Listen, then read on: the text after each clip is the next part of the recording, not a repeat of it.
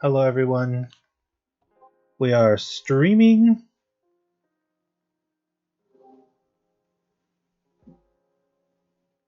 Give me one moment whilst I tweet that I am going to stream.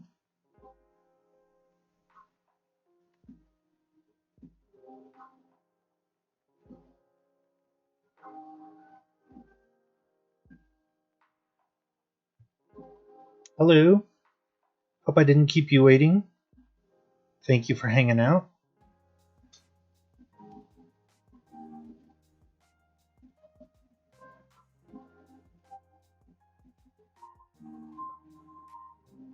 I am streaming about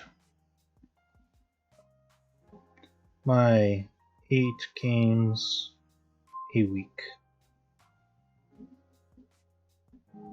I should say 8 TTRPG games a week. Come watch.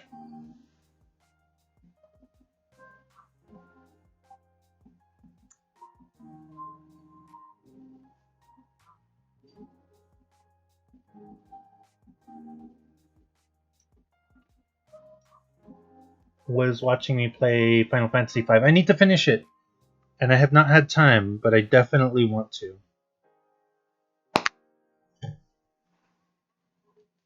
It's a good game.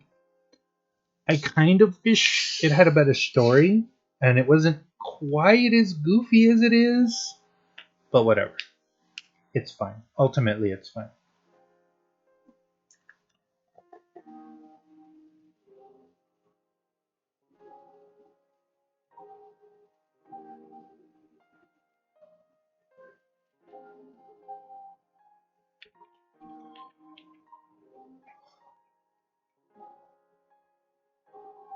Oh, let's see. So, let's see. Yep, you could spin the story to fit Princes of the Apocalypse. Yeah, actually, you could absolutely do that. Same could be said for Final Fantasy I, as a matter of fact. And I don't know a lot about this new Strangers in Paradise, but I know that it covers a lot of that ground. Okie dokie, where are we? Let me see.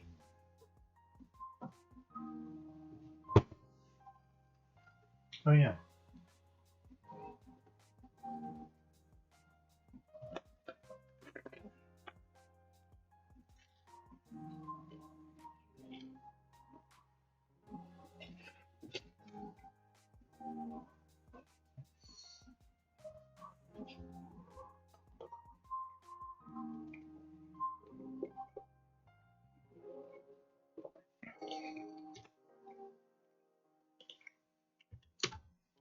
So I'm pretty upset because the recording for last week's episode got cut off midway, and there's no real way to recover it.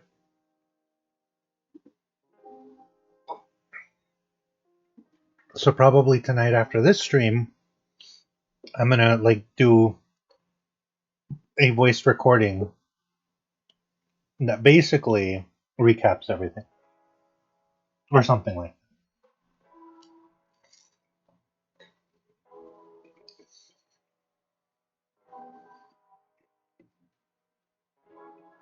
Should be fun. Sorry, I'm eating. Give me one moment.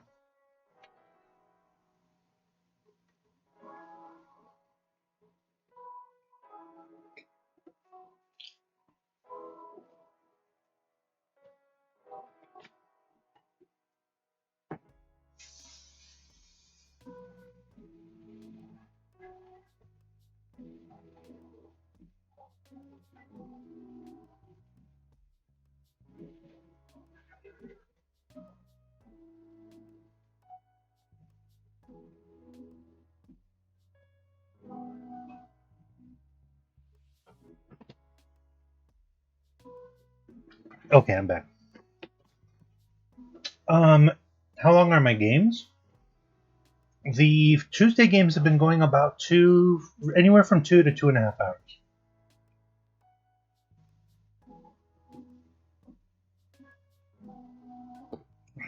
So it wasn't especially long, but we were just kind of joking around for the first half hour. So we didn't really get much into the meat and potatoes, and there was a lot of really good stuff that happened. Some really cool moments. Yeah, that's a good point. It's manageable. It's I can do the recap in a amusing verbal way probably in 15 minutes.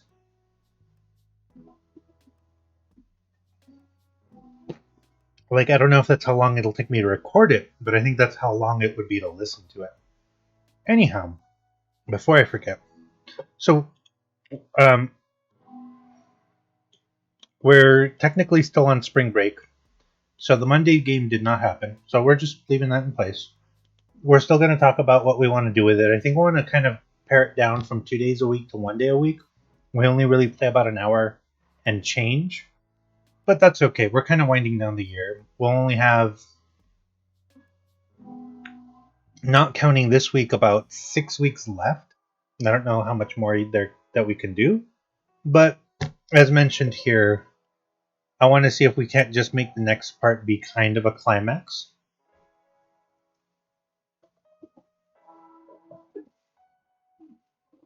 But that's really all there is to it. Tuesday. So last time on Dead Hope. I guess this will be a working script. The intrepid heroes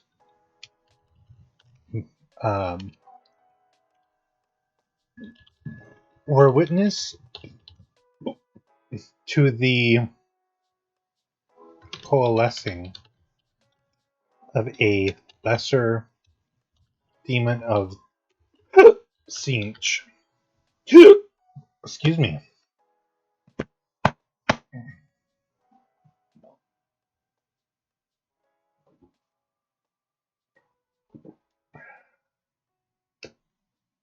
Got the hiccups there for a second. Lesser demon of Sinch. It taunted them and attacked. Through a series of lucky and skillful actions, the group almost summoned more demons, or daemons as they're sometimes called, through the small warp rift.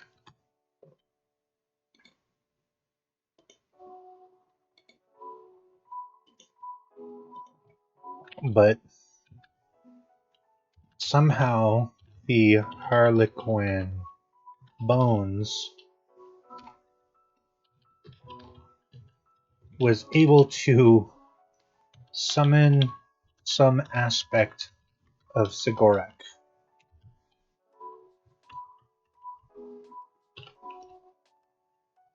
Oops. Who abducted the demons and closed the warp rift. So that was the first thing that happened. A small discussion ensued about how to explain this event without Hyacinth losing her gigafarm.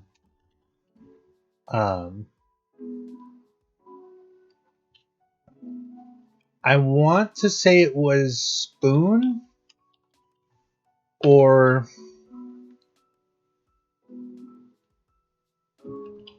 Bones convinced Sister Rose to reform the farm. Sorry, I'm thinking as I'm typing. To reform the farm hands that were involved. Some refused to repent and were summarily executed. The rest were sent to be judged, and some became archoflagellants, among other terrible fates.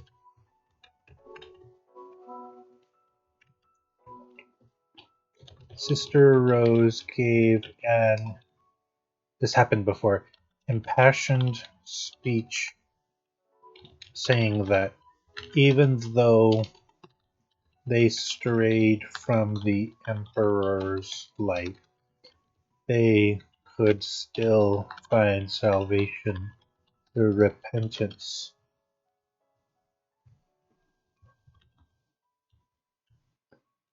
And so, just to give you an idea,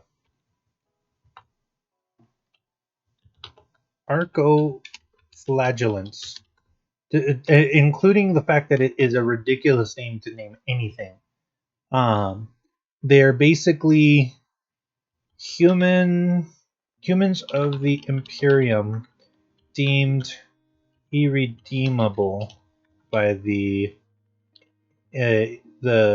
I guess Inquisition. Instead of killing them, they are programmed to exist as cannon fodder. They wear helmets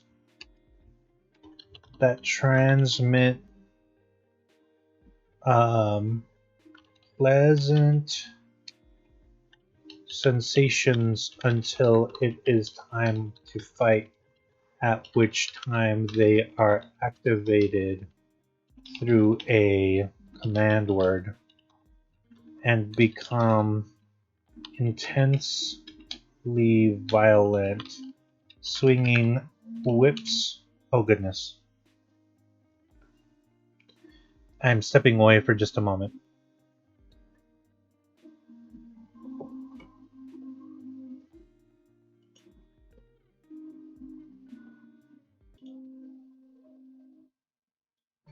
Hello? Okay.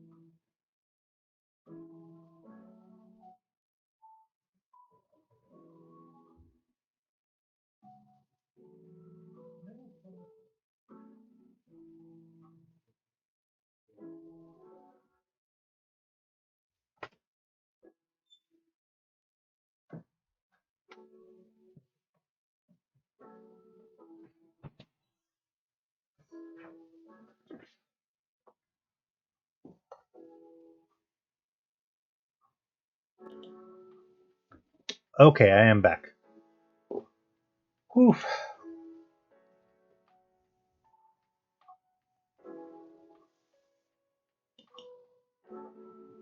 Thank you. All right. So where were we? Oh yeah. The rest were okay. So arcoflagellants. Um.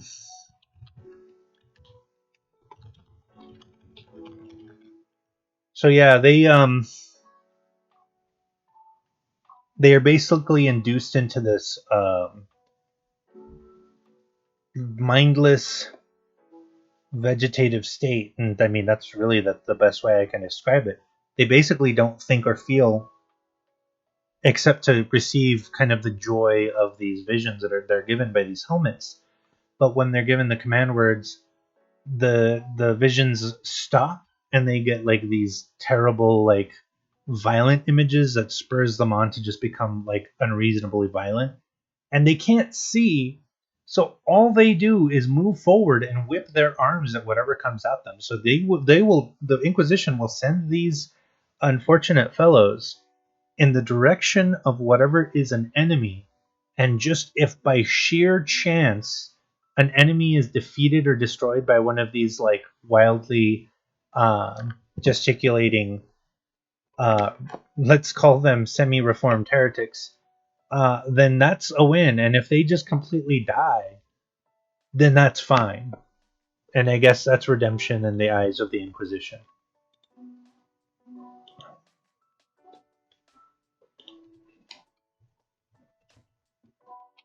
Um, After that, the group, harsh but fair. I mean, is the Emperor anything other than harsh but fair? That's just the way that the Emperor works in mysterious ways. But you always know him to be harsh and fair. Let's see. After that, the group um, gathers their things. No, actually, after that, Lady Hyacinth thanks the group, offers the use of one of her space-worthy vessels, and asks to go with group. I guess with the group. Oops.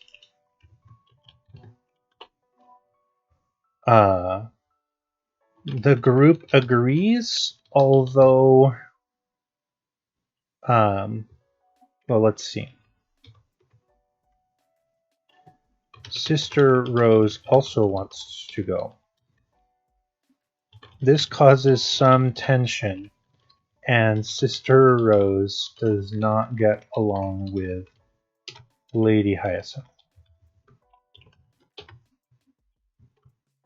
Lady Hyacinth basically calls out Sister Rose for being stodgy, and the sister leaves in a huff.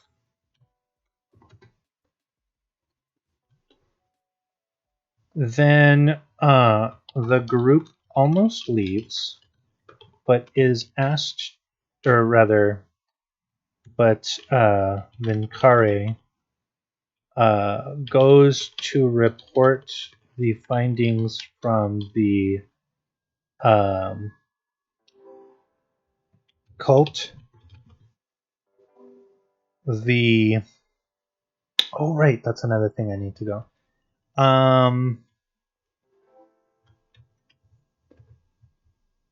Passion speech. A small idol of chaos is found and is believed to have been instrumental in corrupting this cult, causing the war. Basically, it absorbed the prayers and sacrifices of the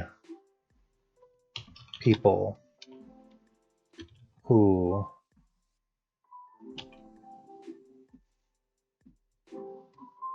thought they were worshipping the Cicatrix maledicta. Hello, Balls to Wild. It's been a while. I would choose Monty Python's Flying Circus because they never get video games and it would be silly. They did get one video game. Search.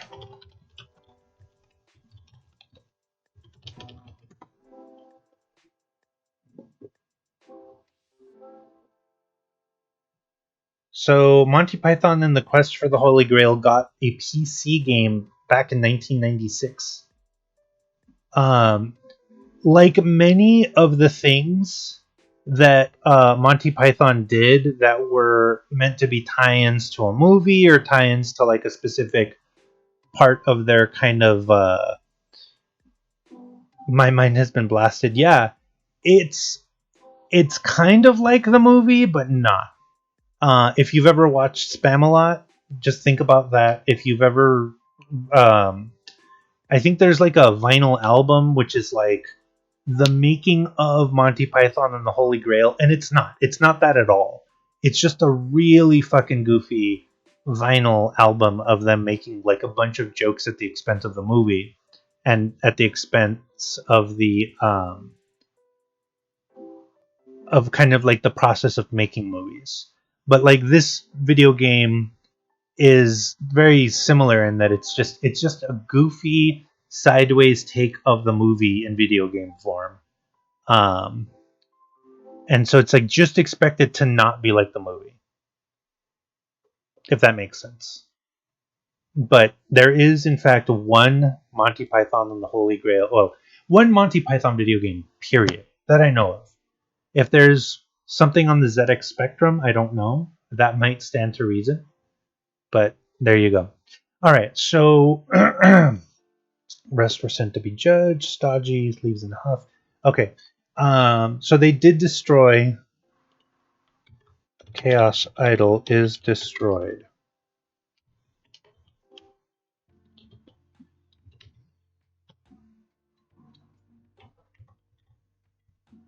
Let's see. Report the findings from the cult. The police chief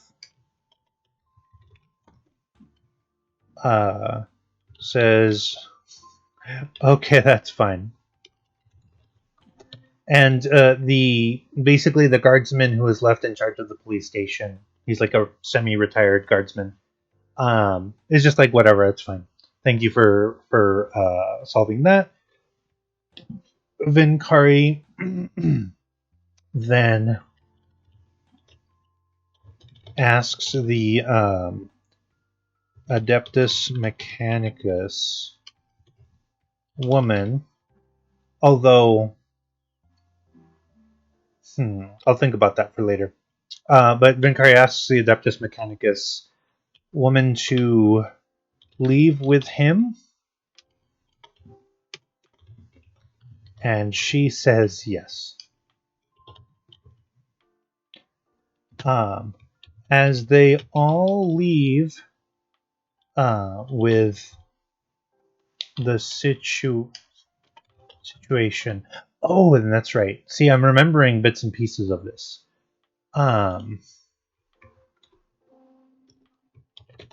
The journal of the cult leader, if I can remember his name,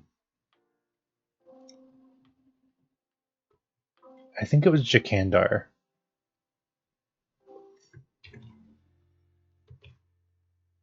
Nope. Wait.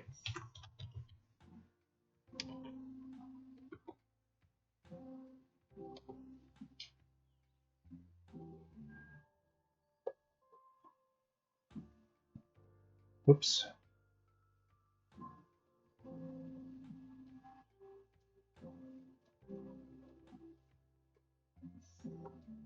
Alright, well, anyways.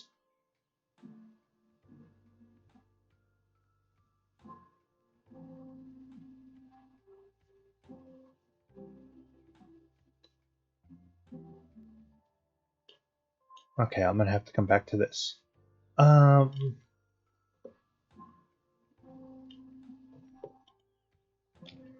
journal of the cult leader shows that he knew Lady Hyacinth. Spoon saw the journal and read some of it. He was semi-honest with her and said he read a part of it that fell open.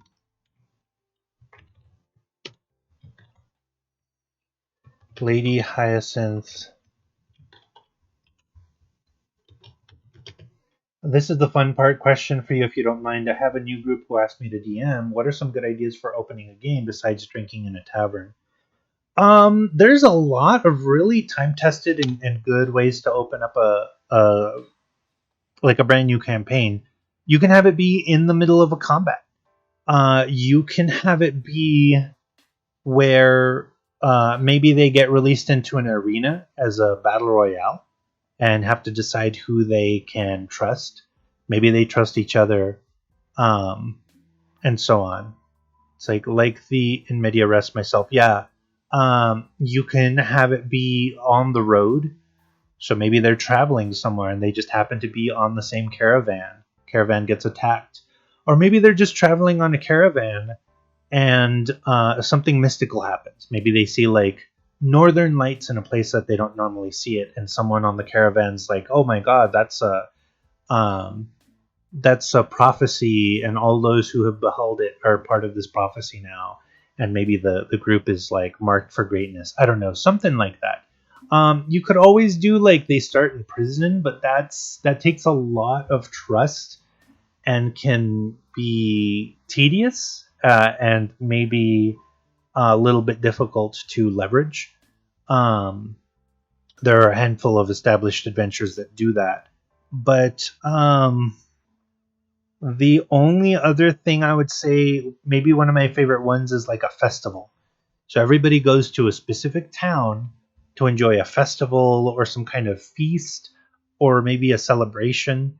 And so that is a really good reason. So you can ask people, why did you come to this festival? And then have something happen at that festival, whether it's a combat, maybe the city gets raided, maybe there's some like strange thing happens. What I did was I had a group of people show up in Chult for the same thing. It was basically a big festival, and the group kind of came together because someone had triggered a dinosaur stampede, and they had to deal with both saving people from the stampede and also the aftermath of it. Circus goes evil. Yeah, you can absolutely do that. So you could just say that they're all sitting in a circus tent, and all of a sudden things start getting like real terrible and awful. So that's definitely a way to go about it. Lady Hyacinth fesses up and talks about her past as a bounty hunter, leading to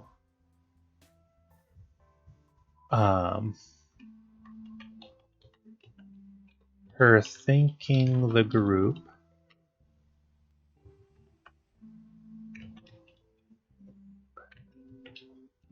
offering the use of one of her space-worthy vessels and asks to go with the group.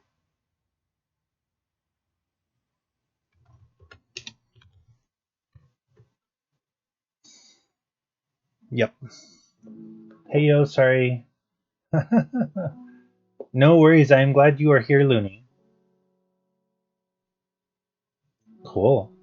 Hey, I haven't had this many people in the chat for in a little bit.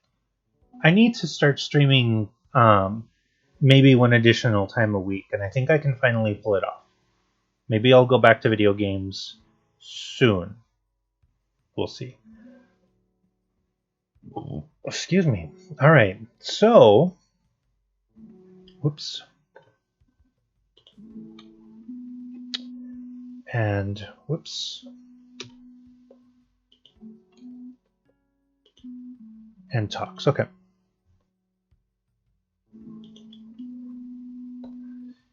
So as they all leave with the situation well in hand, they get reports of a space Hulk. And as we've talked about it before, space Hulks are basically any any space vessel that has been abandoned in space. So Space Hulk is like just any ruined hulk of a ship, usually very large. So just like a little vessel isn't going to count as a Space Hulk, but they're basically floating dungeons. And so this is what they're going to find. And they know that the Space Hulk is on a collision course for Ostia. So as I mentioned previously, so see all of this took place over 2 sessions.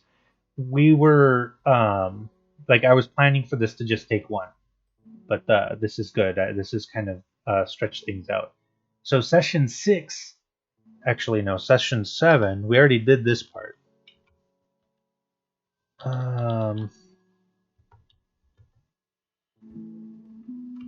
Actually, I do want to keep bringing in Phenodius. We'll talk about that.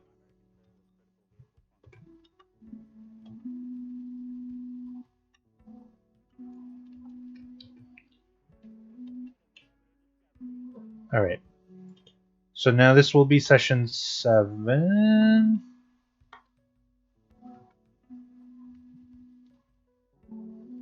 Oops.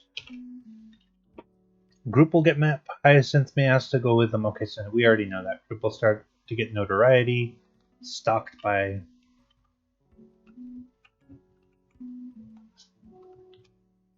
So group will start to get notoriety. Maybe they'll start to be stalked by a group tied to Phenodius. May lead group into conflict with again later on Gilead Prime. All right. So session 7. So we've got all of this planned out. So that's the good part. From Ostius to Space Hulk to Gilead Prime. Murder solved, but also demon fight. Then go to Space Hulk. So that's easy. Group is heading towards Gilead Prime. Gets a signal from the Space Hulk. Why would the group check this out? Let's just say it's on a collision path. So we already planned that out. It belonged to Tau, so we know this whole thing. We've gone over this many times because we've been planning for this, so we're in good shape. And so effectively, they're gonna check out this like haunted mansion in space that the Tau created unintentionally. So I need to look up Tau stuff. So I don't think there's Tau stuff in the main book. Let's see. Maybe have a cache of Inquisition items and get a clue of the possessions to go to a remote planet where the Inquisition is up to something. Let's say this leads to Enoch. Maybe there's an issue that needs addressing vis-a-vis this Drakari stuff. I like that. I want to highlight that as well. End of this arc, maybe have the Inquisitors following this group. Maybe they follow because of Sister Rose. Sister Rose may be a great ally, but a liability both on and off the battlefield. Repentia is also very likely to die, maybe kill one on the Space Hulk. That should be neat. Although I'm starting to get attached to the Repentia. Oh yeah.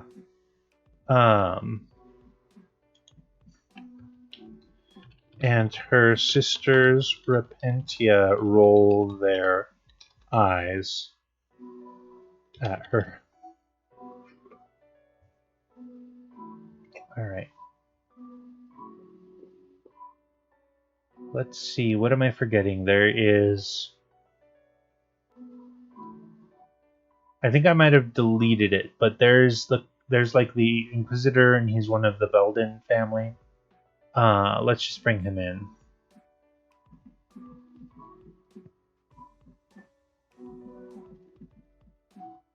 Oh, and that's right. It's not here because I deleted it.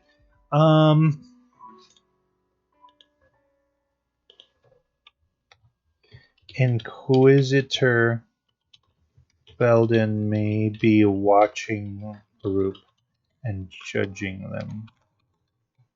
May not yet have any idea of Eldar or Orc companions. Okay. So I think we're good. I really want to highlight that we want to start to at least hint at the fact that Inquisitor Veldin is going to be there. I really need to define what's going to be on this ship. I presume that this whole ship experience is going to take 2 sessions, but it could take more. I really hope that it takes 2 sessions because it's going to be they're going to get on the ship, they're going to spend a little time trying to figure out what's going on there. Then they're going to somehow or another get trapped in the kind of virtual reality room that exists, or the basically the internet of this thing, and then they're gonna have to fight their way out of that. Maybe I should actually.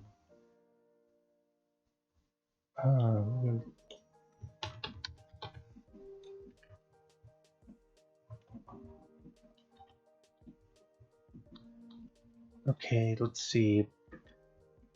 Small to medium robots, war gear. Yeah, everything is a hologram, Tau to mainframe. So yeah, they're gonna get on there. They're gonna research it. They're gonna realize that there's a, kind of like a virtual reality, VR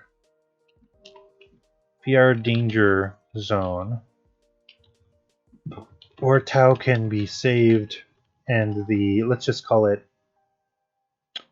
the warp entity that inhabits the AI can be defeated. Maybe have it be like a fantasy world. Status of Drukari still lamenting the speech saying no one would ever laugh at the Cleveland Browns again back in 1999. Well, those Drew carries. Let's see.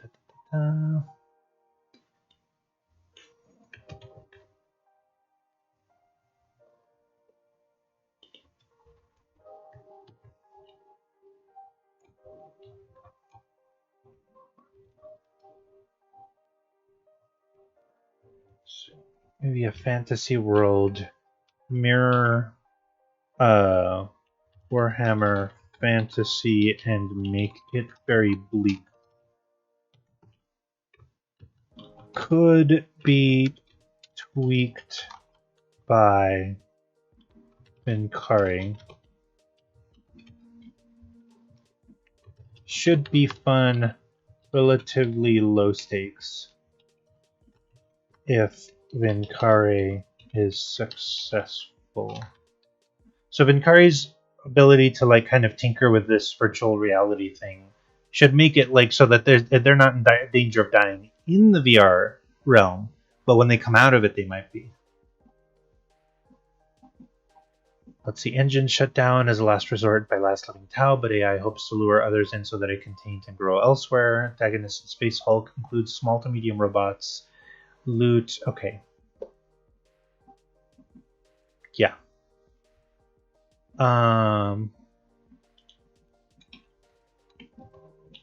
Maybe as a pet of Vincari.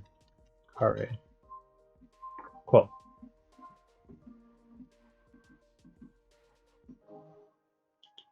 So they might, I really need to quantify this. and decide if I want them to go to Enoch before they go to Gilead Prime, because that's a hell of a side trek. But if they do, let's see. Whoops.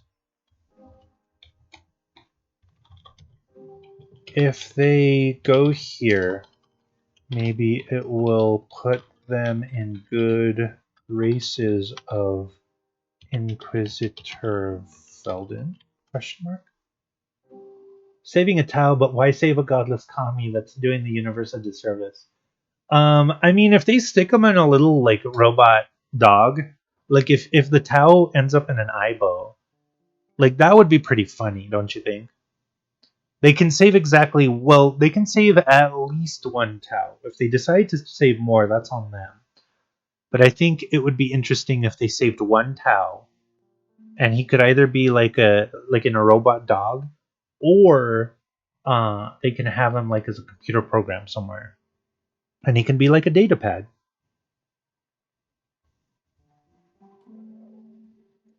And then that'll be the ultimate communist dream, because he's not going to take up any resources, but then he'll contribute to the creation of resources. So he'll be over the moon,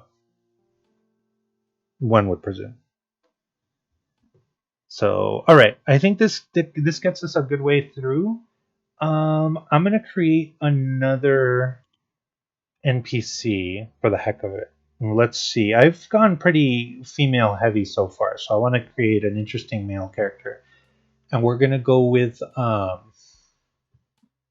let's see, Hive Fortress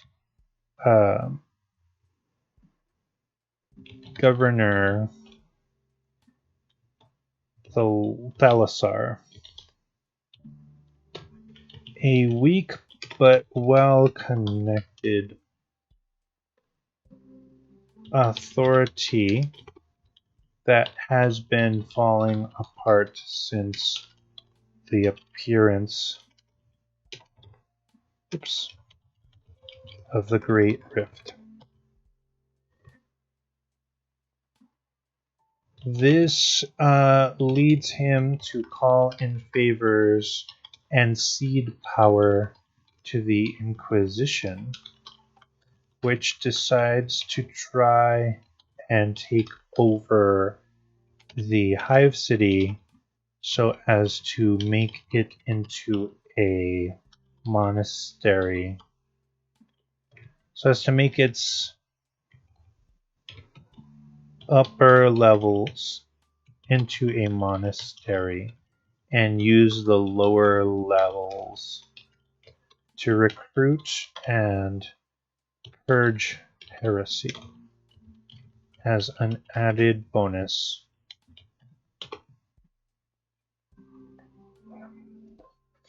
It will be a great training ground for inquisitorial agents. So that's a lot about the situation and not a lot about Thalasar.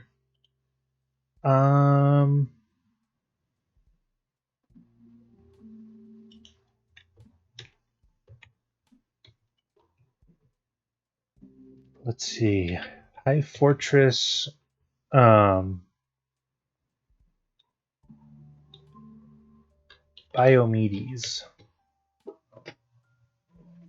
We're just saying Biomedes is the name of the Hive world or Hive Fortress. So, to keep power,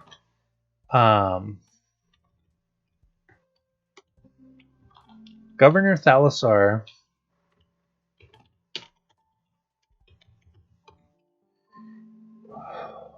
I need him to have some dimensions, because he can't just be the mayor of Townsville. That's kind of what I'm setting him up to be, but he needs to have something else. Thalasar secretly plans to defect to the Tau, but his connection to them was severed after the appearance of the Great Rift. He has been desperately trying to find a way off the planet without alarming the Administratum or the Inquisition.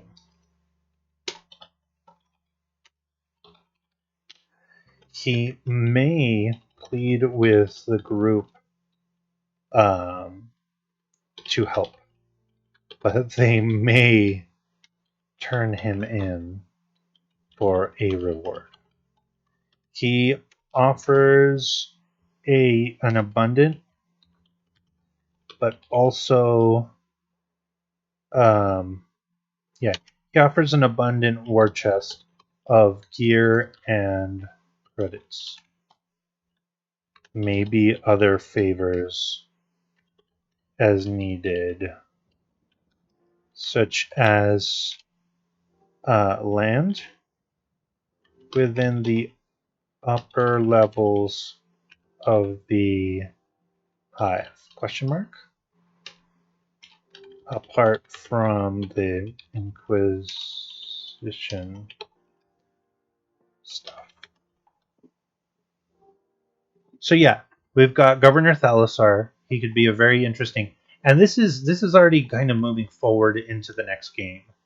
So the Session 7 and beyond is going to be all Space Hulk, but eventually they're going to get to Gilead Prime, and they're going to get into one of the Hive worlds, and then Governor Thalassar, who should be the leading authority in that area, is already just giving it away to the Inquisition because he doesn't want to be there, and he knows that his frail alliances are all falling apart, and that as much money as he has, none of it is going to buy him the luxury and peace of mind that it used to.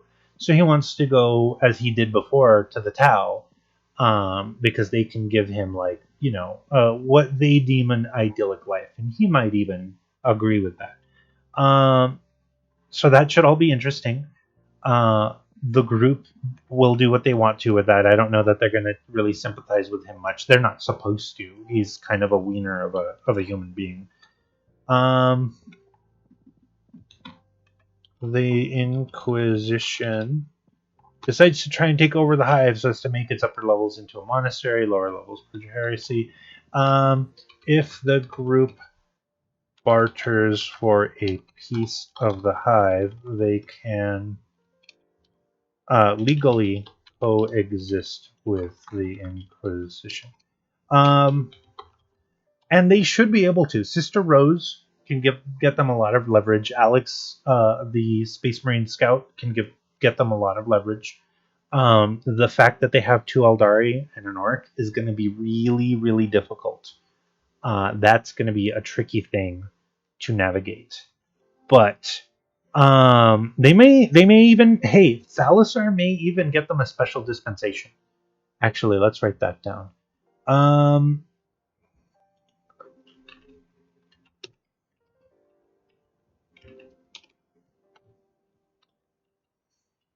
Also could give dispensation for the Orc and Eldar. And if he does that, that would be amazing. So, like, basically, he's just trading and when I say the upper levels of a hive city, we're talking like Manhattan. Like, that's how big these things are, and that's the upper levels. Then that's the tip of the hive world iceberg. Everything below it is like the rest of New York. And so, like, he's offering them Manhattan. He's offering them, like, some really nice stuff.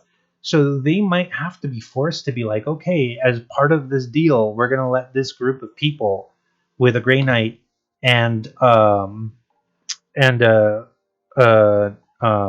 Sister of Battle to operate with an Orc and 2 Eldar. And then they'll never have to worry about it. Fucking around with the warp to create a god, that's going to end well, and not with the Dark Elves getting turbo felted. Oh, don't worry about that part of it. Don't worry about that at all. So yeah, you're kind of reminding me. Things to remember: the group knows that the Dark Elves want to create their own god. So I'm starting to piece this together. I really am trying to figure out how I want to make this work. But at first, I had a lot of different feelings about how I wanted to make an orc work in this group, with the Catan being a thing and the Necrons, which is why I have the Necrons as kind of like they're an undercurrent. They're going to be prominent later on. Necrons will factor heavily, but um, the Dark Elves also feature prominently, and the Dark Elves really want to fuck around with something that maybe the Necrons know something about, and this all has to do with the creation of a Dark Eldari god, a Drukhari god. Um, and whether or not they're successful is yet to be seen. Whether or not there are other things behind the scenes tugging the strings is almost certainly the case, but I will leave it at that, and we will talk about that another day. All right, Wednesday, Dawn of Fae. So we're in the same, and we're in the same kind of area. So we've been talking about what we're gonna do. I want to really kind of shore up what we do after this dungeon. So they're very close. They're a stone's throw away. Let's see. Group is still exploring. Almost done. About to have a boss fight with 4 metal spiders.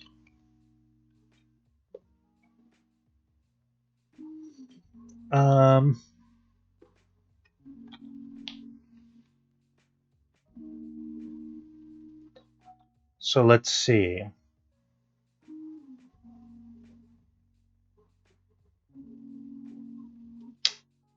First job after dungeon is to go to Druid Grove and find a dimensional anomaly where the red wizards are manipulating the anomaly to establish a base near the Druid Grove without fear of reprisal.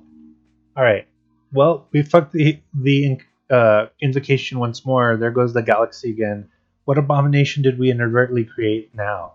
It's sir. It's a god of feces. Oh, dearie me. I mean, the Drukhari might actually enjoy a god of feces.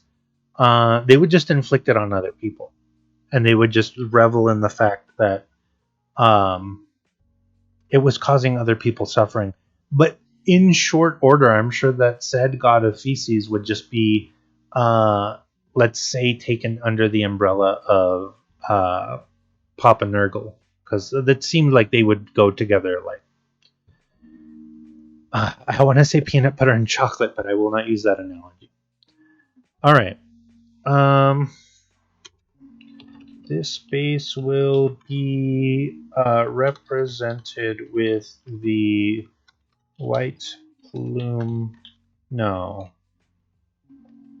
Pardonnez-moi.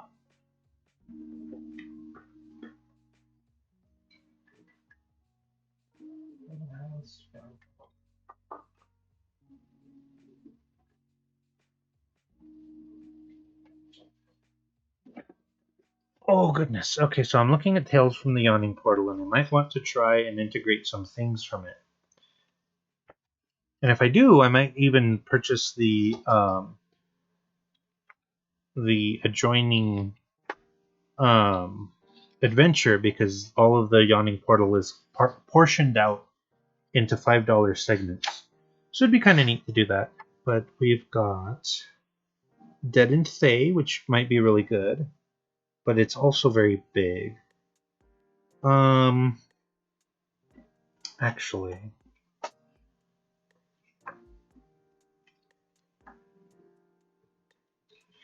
no, none of this exactly works. Because these are too big. I don't want anything this big. Let me think about how I want to do this.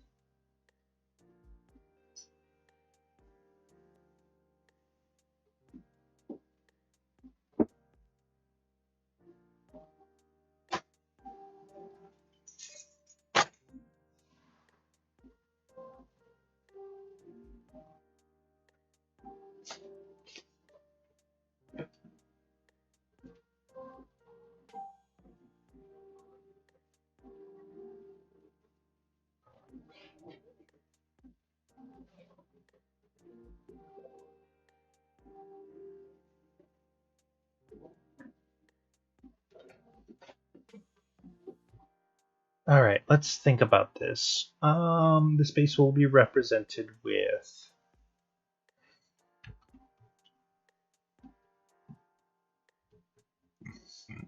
I done told you to control your thoughts when making the invocation. What the hell were you thinking that a liquid shit god emerged from the warp? I'm sorry, I had tamales de chilipin last night and they gave me the runs. Oh my god, Looney. Oh my god. Okay, so the base will be um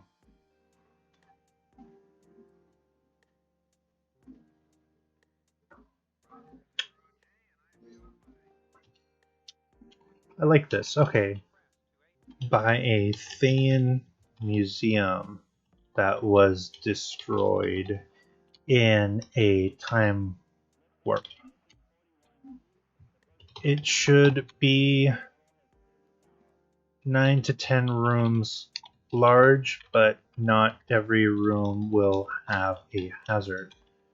Might even tell a story about the Thayans and their ambition.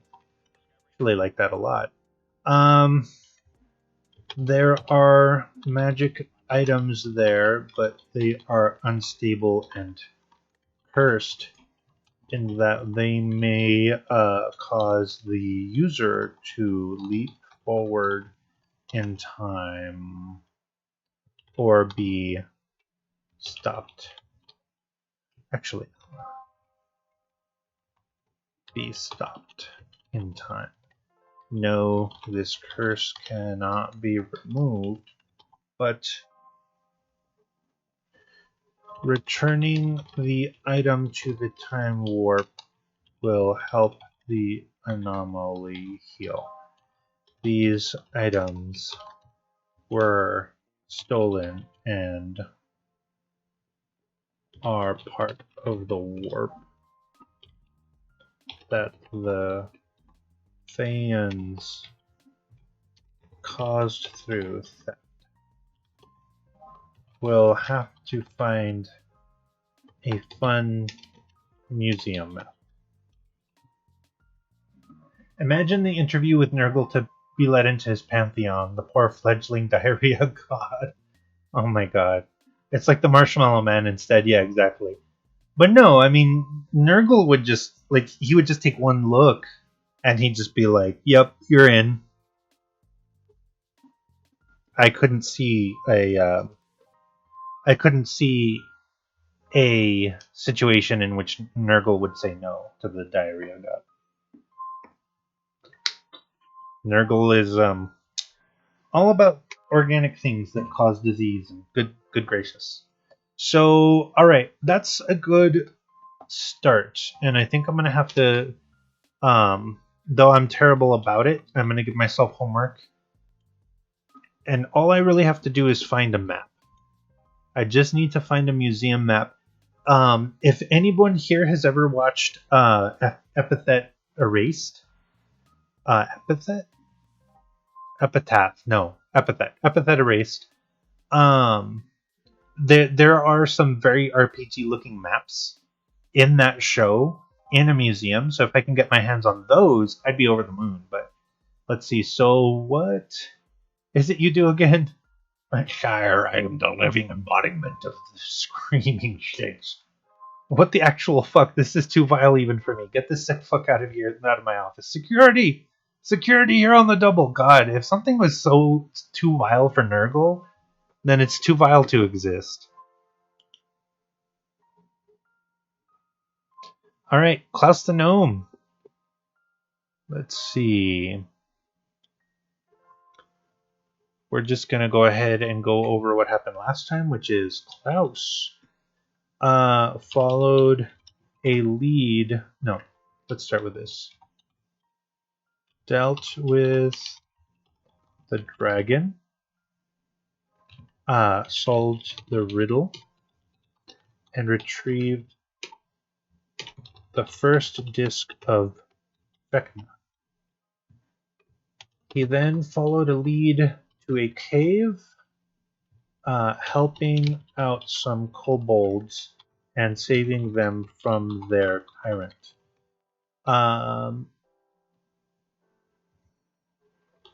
there was a lot of trickery and deception, but it worked, and all the Darrow were tricked into leaving without much issue. The kobolds were fed, and suddenly ominous noises erupted from behind the Darrow Tyrant throne, and a secret door opened.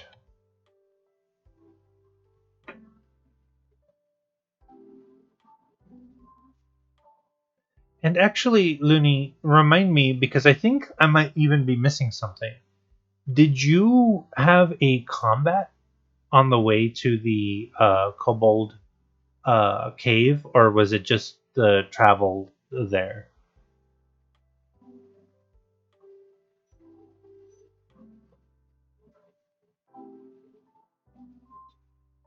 I have to take this and turn it into something.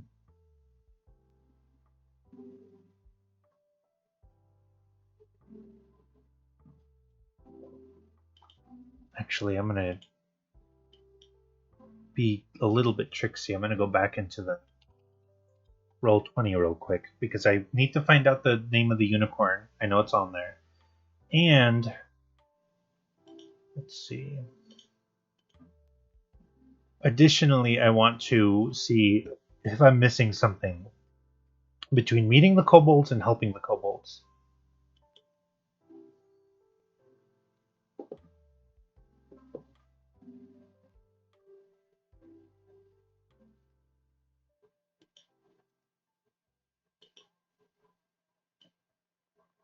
If I recall correctly, it was all travel. I recall you saying I made a really good survival roll. Yeah, you did actually.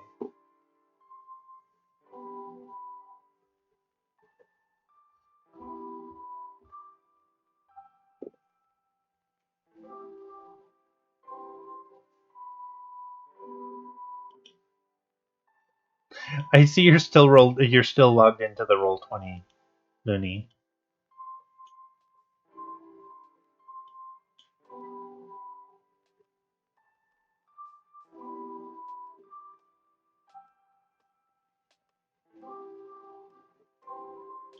See if this works.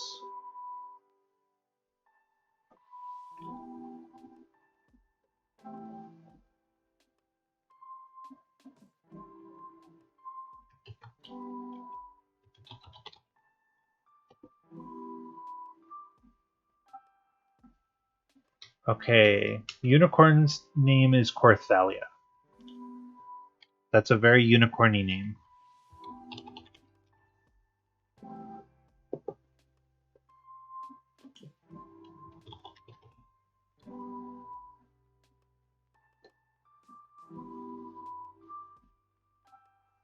Let's see. Survival check. Survival check.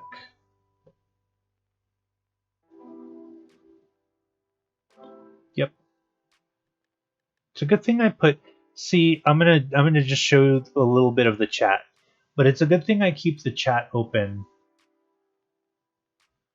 and put pictures into it, because then I get to remember that I did things like this, and it included pictures, so they super help me remember. Let's see. Yeah, I closed the browser on that tab last Wednesday. It was the first thing it loaded today. Let's see. All right, so Corthalia is the name of the unicorn, and you ran into the kobold. So it was pretty, it was pretty straightforward. So dealt with the dragon, followed the clues, solved the riddle, met the kobolds, did a lot of trickery and deception. That's pretty much it, which is good. Like, there wasn't a lot of combat, and a lot of kobold lomitos were taken care of in a not violent way. Also, they were helped. All right. So then we go I've still got a lot of homework to do, but that's okay. War Drums, we did not play last time. So let's see. So we did RP. Next session, the Ghost of the City announced the Coliseum. So I was really close to being able to run this game, but other things stopped me from doing so. But that's okay. I was on vacation and I basically did some stuff with friends, which was awesome. So all of this is still in play, but just as a quick recap, the group is in the ancient city of Balgor, which should not exist because it was destroyed by a magical nuclear weapon, effectively. But they have come back and it has been perfectly rebuilt, at least to all appearance.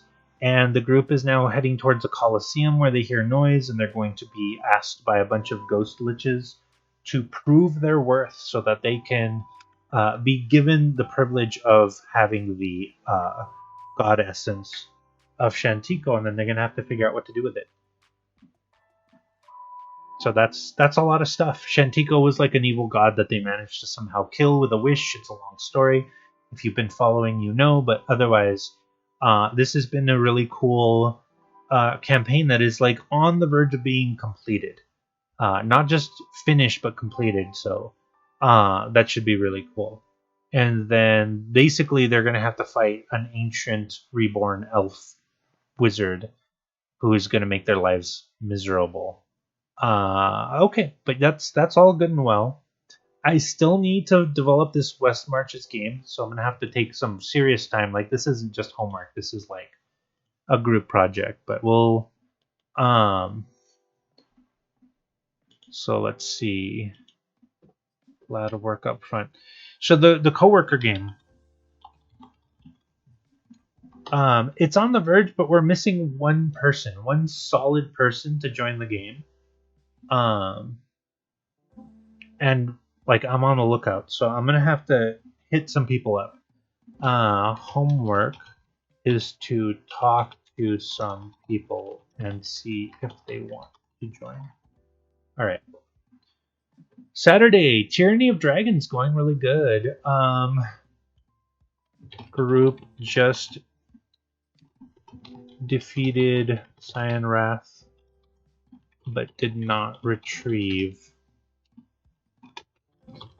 the green dragon mask.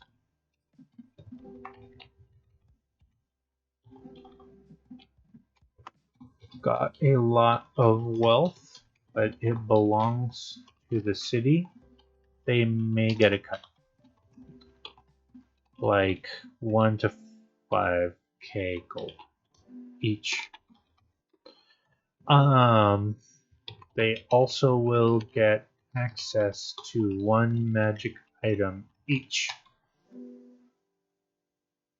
Epithet Erase Museum Mark, that's the one I'm talking about, Eli. That's exactly the one.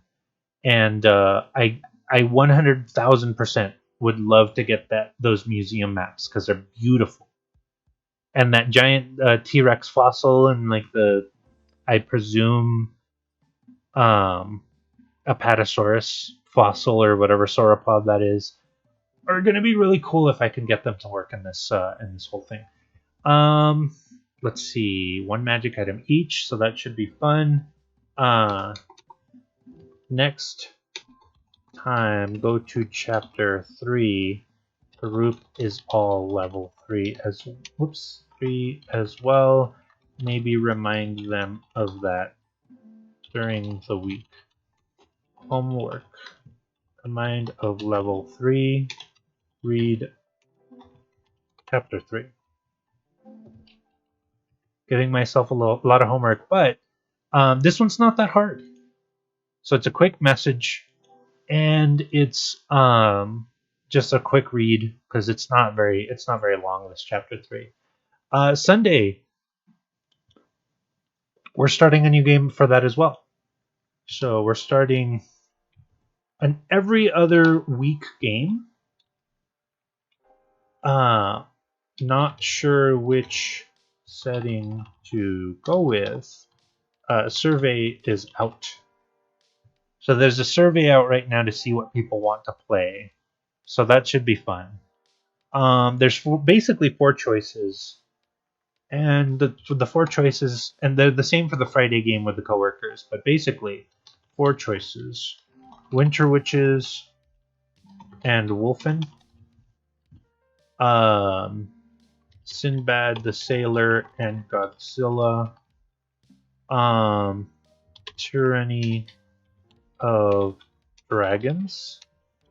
And Call of the Netherdeep.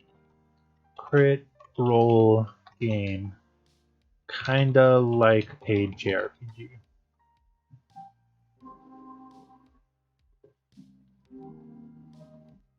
So yeah, I'm very happy with Epithet Erased, and I'm kind of sad that they aren't making more of the cartoon, but I'm very happy that they're doing kind of like the audiobook. I did do the Kickstarter for that, so I'm eager to see how that pans out. And as part of the Kickstarter, they're actually doing like a role playing book, as I understand, which is really neat. And so I'm eager to see it when it is completed. All right, so let me see if we're even at 8 games. So Sunday, Saturday, Friday, technically, Thursday, Wednesday. Okay, we might be at 9. Let me do the math for this. And we can't count the game, so yeah, let's see.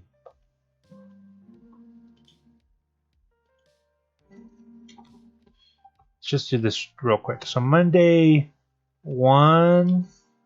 Let's just count it for now. Tuesday, 1. Wednesday, 2. Yeah. Thursday, 1. Friday, technically 2. Saturday, 1. Sunday, 1. So 1, 2, 3, 4, 5, 6, 7, 8, 9, technically. Maybe I should call this 9 games a week. Of course, that Monday one is kind of not panning out.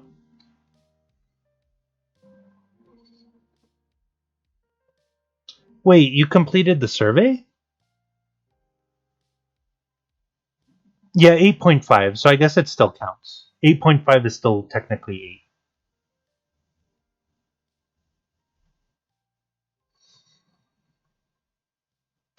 Wait.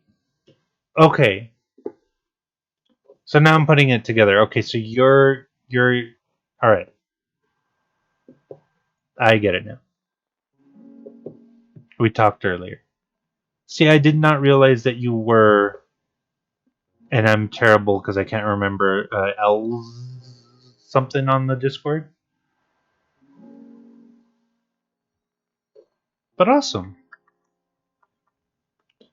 Yeah, Sinbad and Netherdeep are real cool. I'm eager for both. Yeah, Elzamar. There we go. See, I did not put 2 and 2 together. So I was like, wait a second, did I accidentally post this? Yeah, so I sent that as private messages because there's people on that Discord that I'm not really... Well, I guess it wouldn't be a big deal, but still. Yeah, I'm not advertising that to just everyone. But anyway. Okay, but yeah, we are at 8.5. So I still get to call this 8 games a week. But here we are. We've done all of the planning, and I mean, there's still a lot to be done. Let's see. Yeah, we're keeping all of this. As for question of the day, I'm going to say Captain Tsubasa. Oh, that franchise has gotten a lot of decent games, but I wish it had a legit good game without any patches. I need a good ass Animu dive grass game thing. I'm really shocked that they've never done like, you know, a PES or like a FIFA, but just like take the framework of that and then make it anime. Like of all the things that they've done that with already, just do that. Let me think. Oh yeah. So if you haven't already been listening to the podcast and you were here listening to the stream, please check out my podcast.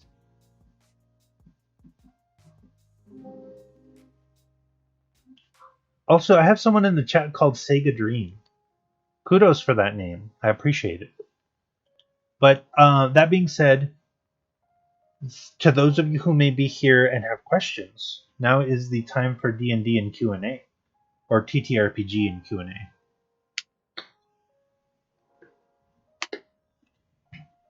So please ask your questions. Do you want to know about Warhammer 40k? There's a lot to know. Do you have questions about my methodology for creating campaigns and game menus? Do you have questions about dice? I am here to answer.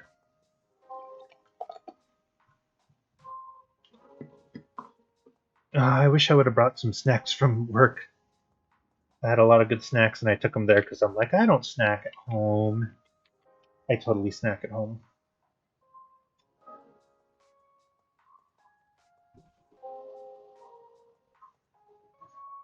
I have no answer for the question of the day, but I do want to know if you're aware of the gold box classics that were released on Steam.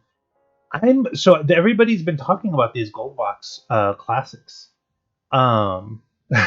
Looney says I would tear off one of my arms for a Captain Tsubasa game with the PES framework. I need it that badly. Oh my goodness, Looney.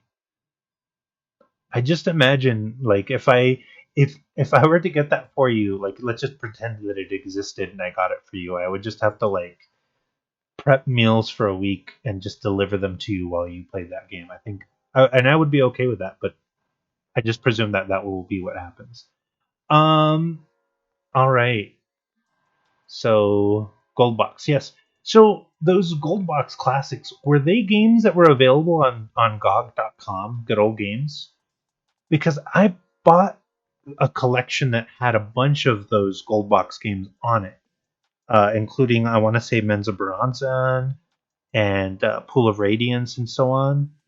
So I don't know if they're the same ones or if they have now released other games that were previously unreleased. Because Good Old Games did a really good job of re-releasing some of those. I think I bought some D&D bundle, so I'm not sure. There's the list. Well, let's compare. If it's gonna let me.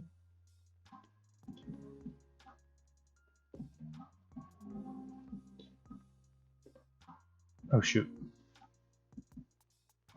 Okay. I think these are the same ones actually.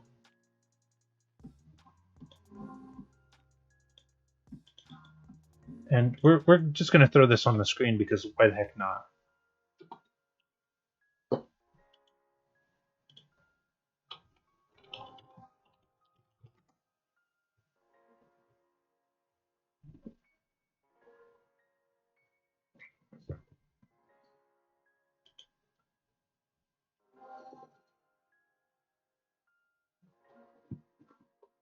If anybody else has any questions, feel free to ask as I am looking through this Dungeons and Dragons PC game collection. Come on now. Come on.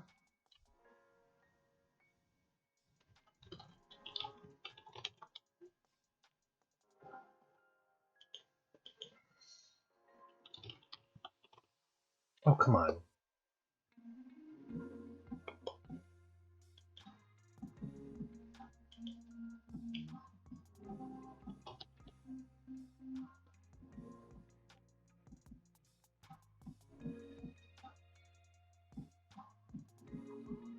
So yeah, there's a Kryn series, a Dark Sun series, a Ravenloft series, and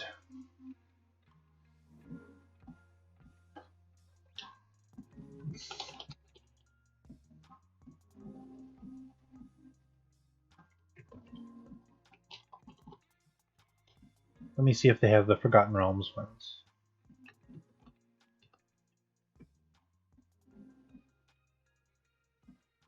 Forgotten Realms Archives Collections 1, 2, and 3.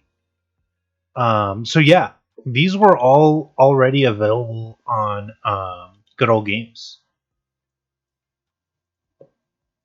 And just for proof. Whoops. Oh shoot, that doesn't work that way.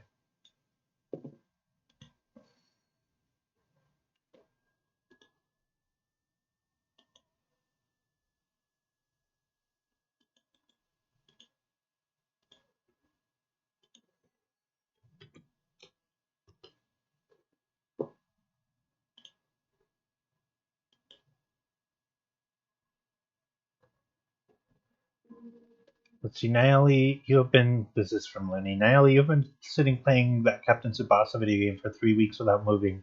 You have to turn it off at some point. Touch grass, Coleman. But honey, mas supercampeones, I must see Kojiro Kyuga lift the trophy. My tiger shot. As far as I recall, I have the Beholder is the only one I played. Yeah, so here's the Forgotten Realms Archives, the Collection 3. And so it has Men's of Bronzon. It's got a bunch of other stuff. Dungeon Hack. Let me see if I can kind of. Yeah. There's Collection 2, Collection 1, Kryn, Ravenloft, Dark Sun.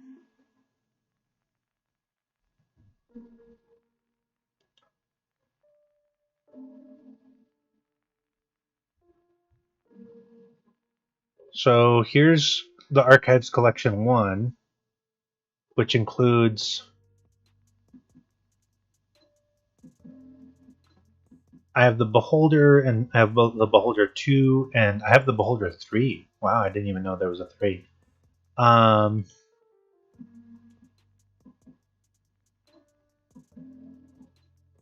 Here's Collection 2, Pool of Radiance, Curse of Azure Bonds, and Hillsfar.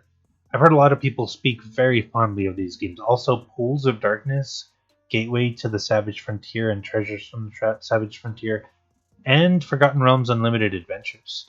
This was an interesting one, though, because this one actually let you create your own adventures.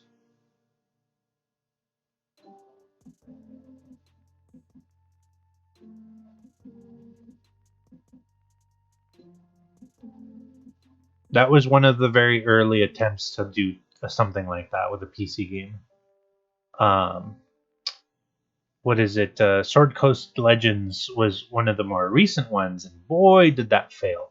The Kryn series. Some of you might remember some of these games. There was Champions of Kryn, which I believe was actually on the NES and the Sega Genesis. Boy, those games were bad, at least in those contexts. They were not made to be Nintendo games at all. Death Knights of Kryn, Dark Queen of Kryn. So, like, and this is what bugs me is that people are talking about this like it's a big deal. They've been available on Good Old Games. They were released. I mean, it doesn't say when they were re-released, but they've been around for a while. At least 5 years. Like, look at this, or 7 years actually. So it's a shame that the notoriety didn't come until they were. It's a shame they didn't people didn't pay attention to these until it was like on Steam. But yeah, they've been here. Dark Sun series. I never played any of these. So Shattered Lands and Wake of the Ravager. I hear a lot of really good things about Dark Sun, so I don't know. I do have to play these, but at least for now, I'm not gonna mess around with them because I just do not have the time. Excuse me. Yeah, Sword Coast Legends was a huge failure, and it's a real shame. Okay, so question time, Lumi says. Do you have any funny stories when someone tried rolling the dice and failed so spectacularly that hijinks ensued? Be it in universe or IRL. That is, the dice rolled under a couch, got lost, or bounced on the table and hooked someone's eye. Let me think.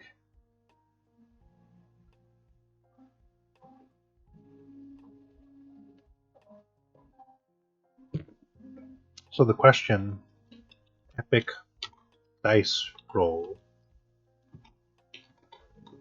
good or bad? So I've had natural 40s. That is to say, when you roll advantage or disadvantage, you have to roll 2d20s, and if they both come up 20, then that's what I call a natural 40. Anytime that happens, I do something exceedingly good, like I give someone a magic item, or I do something that's like very poignant to that moment. I've also seen people roll 3 ones in a row, and that's not with advantage. They just rolled 3 ones, right back to back to back.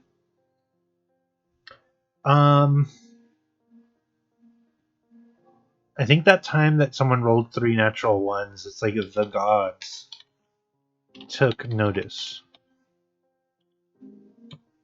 As far as a physical dice is concerned,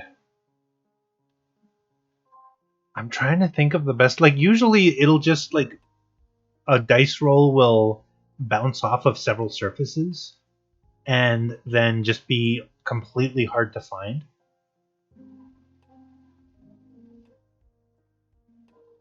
Sometimes dice will, like, land on other dice very neatly to form, like, a little mini tower. I'm really trying to figure that out. Like, but I can't think of a specific moment where there was just like a funny dice roll.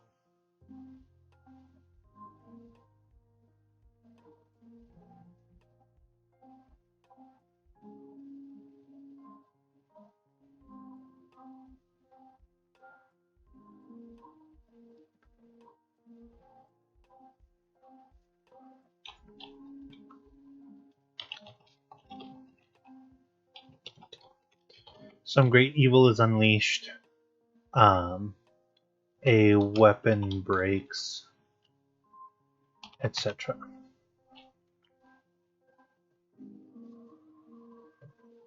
Anytime a natural one happens, whether it's good guys or bad guys, I try and have something funny happen. So this is just a different thing. I hate critical hit tables. I hate critical fumble tables. And there's decks of cards that you can buy. There's all kinds of different things where it's like, oh, you got a critical hit. Let's see what happened. And it's like, you don't just do double damage. You like cut someone's hand off, or you poke them in the spleen and they're sick for the next few days or whatever. So critical hit tables go a step too far. They get real mean real quick. And what a lot of people will tell you is that as a dungeon master, you're going to roll against the characters way more often than they're going to roll against my enemies. That's just a numbers game. And it's way more likely that they're going to get an eye poked out or, a patella on their kneecap destroyed or what have you. Not a patella. What is the kneecap? The kneecap. Basically, like, something terrible is going to happen to a player character, and they're going to be like, oh, well, I guess I just got crippled by this goblin because he rolled this specific thing on a critical hit table, and that's never fun. Like, that sounds fun on the face of it, maybe. It's never fun. Never, ever fun. Critical fumble tables are about the same way. Like, the players are going to inevitably roll a critical fumble, and they're going to, like, lose a boss battle. They're gonna die to normal monsters. They're gonna like do something so horrifically bad that it's gonna turn the tide of battle against them, and that does not feel good. That is not fun. Rolling 3 ones in a row is like playing the lottery, and then the next day the government knocks on your door and notifies you now owe them money because your ticket won the anti-prize. Yeah. It's I mean, I think there's a little bit more of there's more statistics to it, but like rolling any number on a d20 is a 1 in 20 chance. Rolling 2 of the same number, more or less a 1 in 400 chance. By that same metric, rolling 3 ones in a row is something like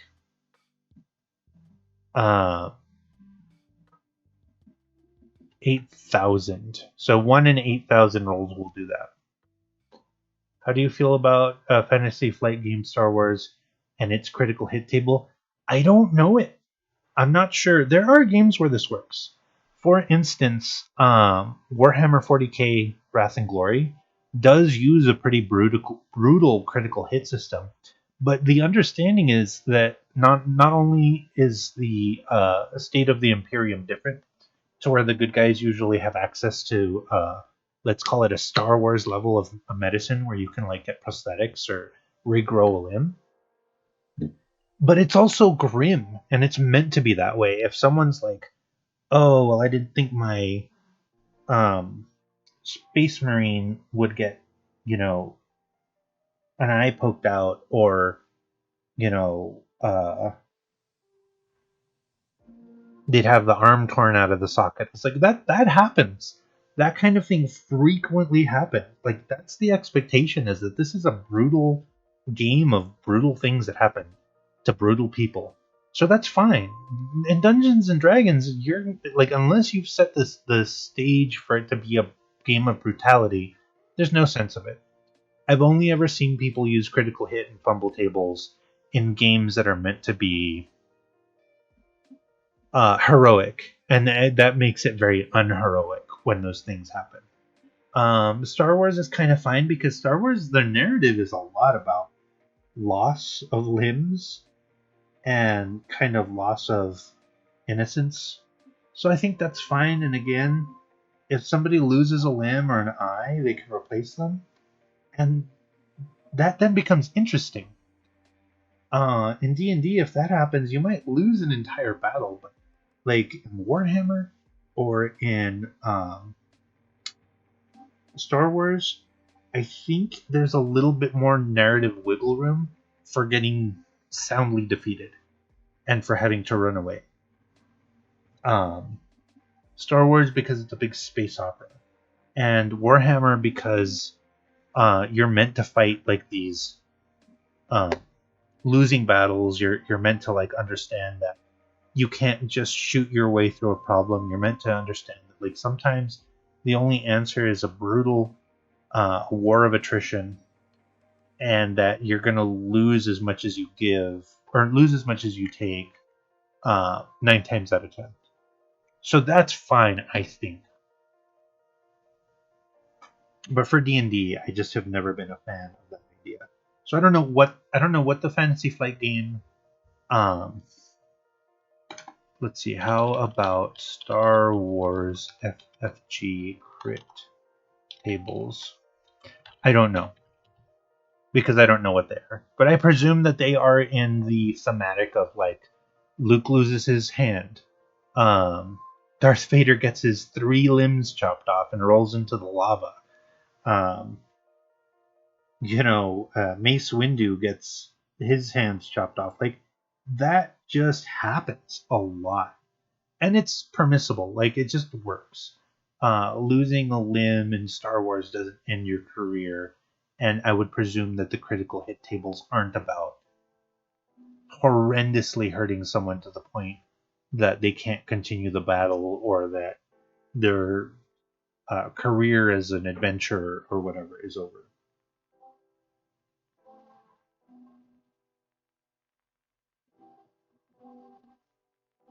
I hope that suitably answers the question.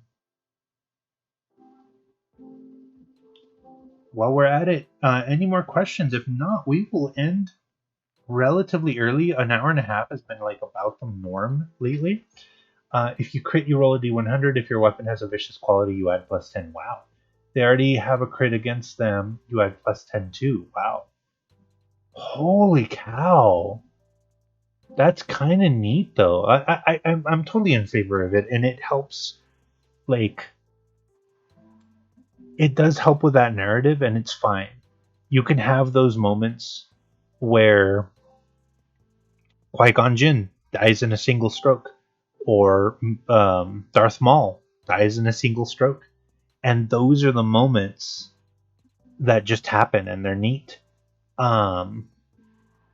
And it does look like it is kind of.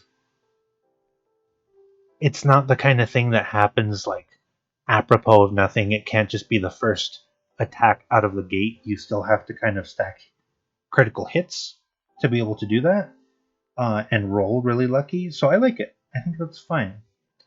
And I think it will teach the players a healthy dose of fear. And healing a crit. It's a healthy dose of fear, because if you're in a critical battle and you've taken maybe like, let's say, 2 crits, maybe now you're like, oh shoot, we better get out of here, or one of us could like just completely get destroyed in one hit if we're not careful, because the luck just wasn't with us. And that's just kind of like the tides of the Force. kind of giving you the notion that, hey, this battle ain't yours, chum. Like, flee and fight another day. And I think that's perfectly fine. But if you were to take that same mechanic to Dungeons and Dragons, it would not fly. Because I don't know how hit points are done in Star Wars, but like it's a different narrative element. If you were to do this in a D&D game and you were fighting like a giant dragon with gobs of hit points, and all of a sudden you just like kind of scored, let's just call it 4 crits in a row, which you can. It's not unheard of. Then all of a sudden that dragon's dead because you rolled really good. Very anticlimactic.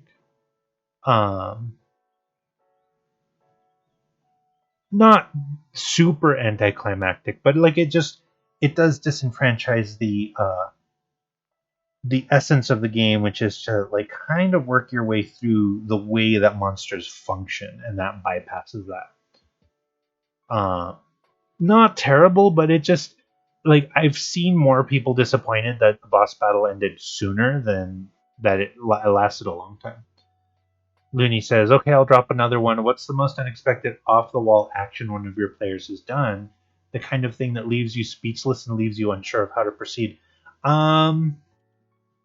Let's see. So the question is, has an action taken me by surprise? Question mark. Yes, one of my players in the, let me go ahead and scroll down so you can see, in the Icewind Dale campaign.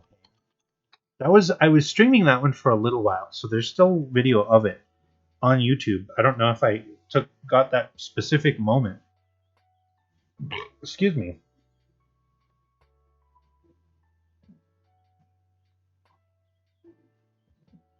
That's interesting. So the only way to die more or less is to get into that crit range. It sounds like. That's kind of neat. I like it. It sounds like it is completely thematic. It sounds like it's completely appropriate for that game. Would I use it in D&D? Probably not. Not terribly likely. Okay. So, Icewind Dale campaign. The evil boss offered a pendant. Well, let's see. The evil boss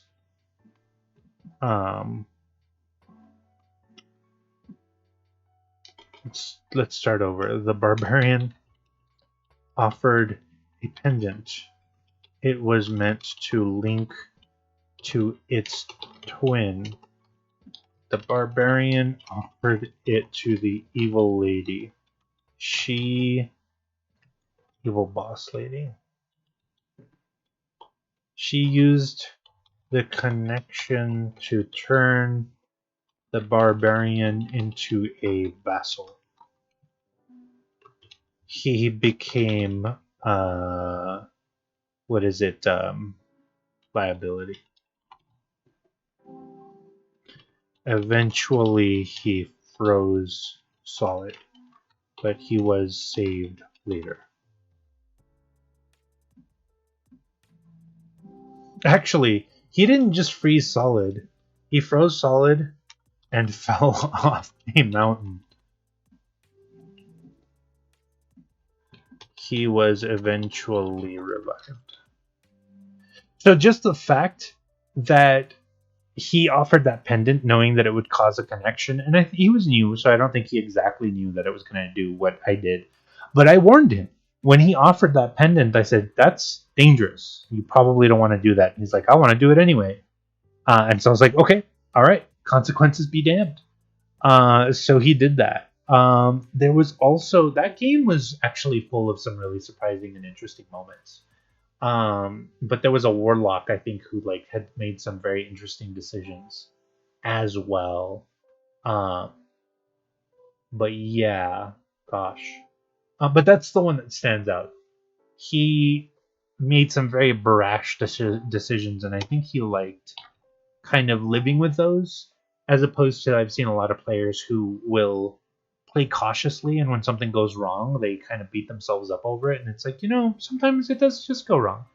And it takes a good group, both players and dungeon masters, to allow for mistakes and bad luck to just happen. Yeah, that barbarian was in fact in danger. And I think he might have, like, if he had thought about it, he might have expressed it in that way as well, because boy, oh boy, was he in danger. Looney, once upon a time, my group had a. Oh, this will be fun. Eli says, Looney, once upon a time, my group had a formal adventuring party with uniforms and everything. While infiltrating the cult, their uniforms were pretty similar. They did a call and response, and then the cultists failed an insight check and at advantage. The group just walked all the way through the whole place and didn't kill anyone. They even met a red dragon swimming in lava, and the bard taught it how to do throat singing. That's hilarious. That's amazing.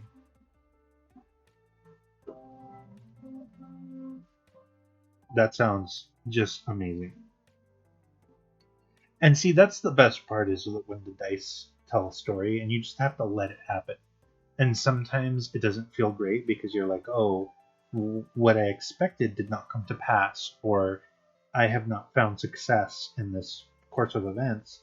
But sometimes just doing it the other way is fine. Sometimes letting the chips fall is okay, and you just roll with it, so to speak, and literally, and you just let the story tell itself. Um, that is awesome. I do have to commend that. That sounds amazing.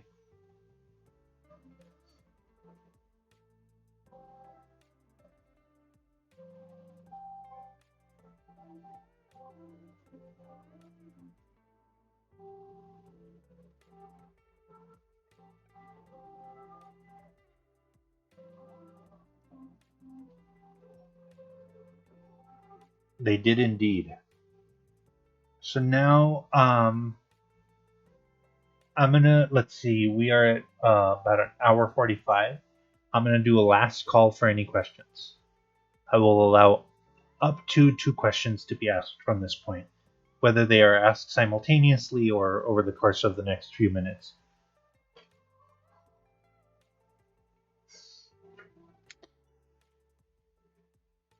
Yeah, sometimes you just have to capitalize on that, like, wacky, unexpected luck, whether it be good or bad.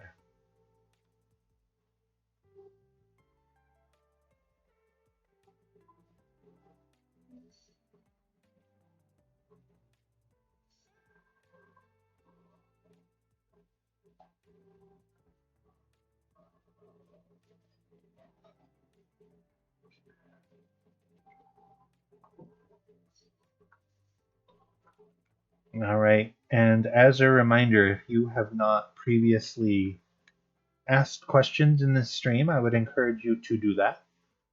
Most certainly. If you're a first time viewer, first time talker, please. Um, it would be really cool if you were to ask a question, because that is why I'm here. I am here to answer those questions.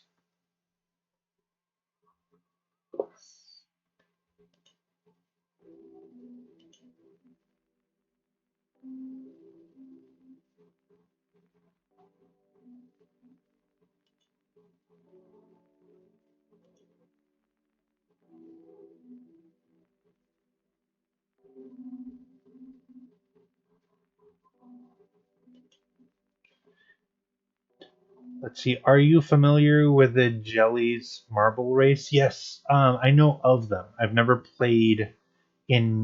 run or played in a game with anyone playing as one, but I've seen them and they're fairly well known. See, Looney, I think my question bag is empty for today. Weekend was so busy I didn't get a chance to queue up more than 2. That's totally fine. The chips are gone, nothing but felt now. Help. That's all right. We're good on time. But yes, I know of the Jellies marble race. Pretty sure. It's kind of like a slime person, is that right? No snacks all around.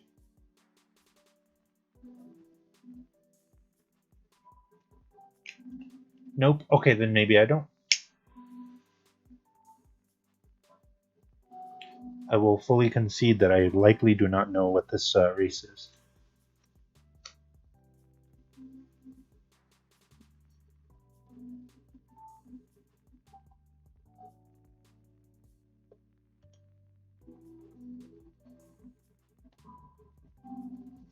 and I'm willing to bet money that this is a like a popular. I don't want to call him a VTuber because that's not right, but like one of those animated D&D YouTube people.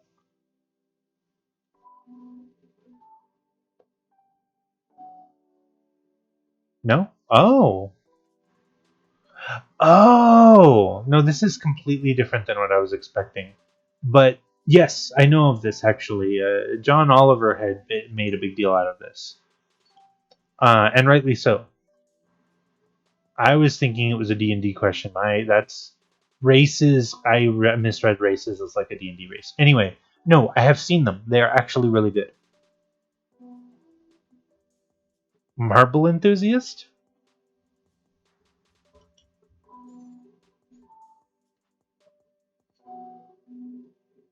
Oh, we love marbles. Yeah.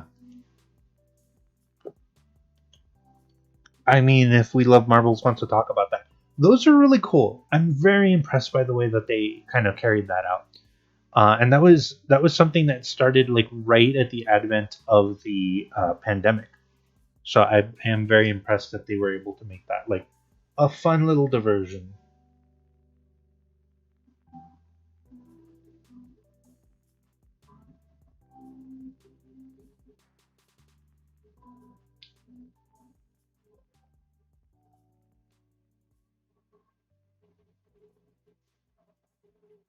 I'm just waiting for people to actually bet on that. I'm sure they do. I'm sure people bet on it. Okay, I'm done. Well, all right. That is totally fine. I did not intend unnecessarily. I did not necessarily intend for a specific amount of time on the stream. I think we've done pretty good of just going over everything that we needed to do. I do need to next time build in some time and effort, and we're going to let's see.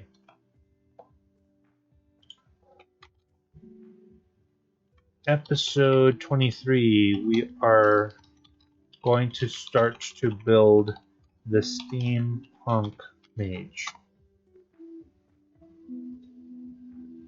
Because that is a thing that I'm going to do, and I want to use this time to start to build it out. But I'm really excited, and it should be a lot of fun. So there we are. Thank you everyone for your patronage, for coming and watching. I really appreciate the time that you've spent. I really appreciate the questions that you've asked, the interactions that you've done, and we will hopefully. I'm really hoping we can carve out some time later this week to do to finish Final Fantasy V. But I will go ahead and complete that very soon.